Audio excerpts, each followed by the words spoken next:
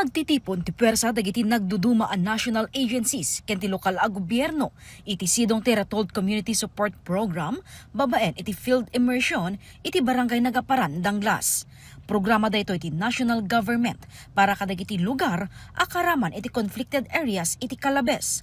Agpao ti talo aldaw ta aktibidad ken highlight ti serbisyo karaban. Umuna, isu daytoy serbisyo karaban. Tapnon ti kastakot may digiti immediate nga services iti municipal government, iti provincial government, ken iti national government. And then kalpasan na adda ti ugnayan sa barangay.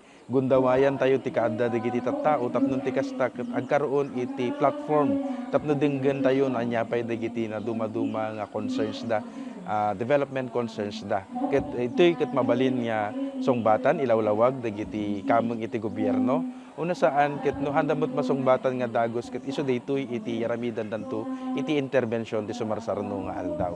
Ken iti may katlo nga parte na daytoy ket isu dijayen pinang-enhance ti barangay development plan. Babaen tugnayan sa bayan ti RCSP maipayan ti tulong ken mabigbig dagiti development needs wenno proyekto akalikagom ti komunidad. So nga ti nga tumulunganan iti municipal government, provincial government, iti DILG akas facilitators ken dagiti national agencies tapno ma-identify nga talaga no anya dagiti appropriate nga needs dagiti barangay nga isunto iti lungalong tayo iti national government. Numan pa'y nabayagen anedeklaran nga insurgency-free ti barangay Nagaparan.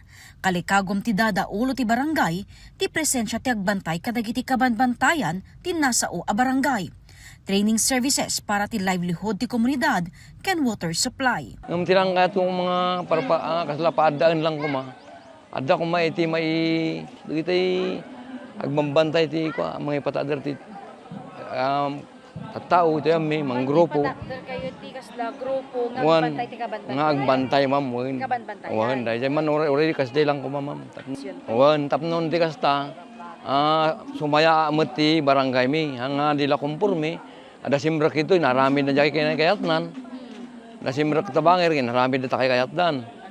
Ada kami mat iddo yo may mga mabantayan edad ta ma'am maglawlaw mi. Kutiratan ko ma'am lagi jay. Ratan. Nagita runo kuma. So training services. Wan. Nagita amin ko ma'am na. Dagiti ti number 1 tapno nandamat ko mati kumitaan ti barangay. Apaman a matatar dagiti pakaseknan ti bumarangay, maisaruno ti panakipatungpal ti proyekto agkid daw da. Kano ti may baga nga develop, it's a long process kasi adadan tupay nga min iti aramiden tayo nga success indicators so no pagrukudan no kasanon nga develop iti may sa tao. Depende gamin.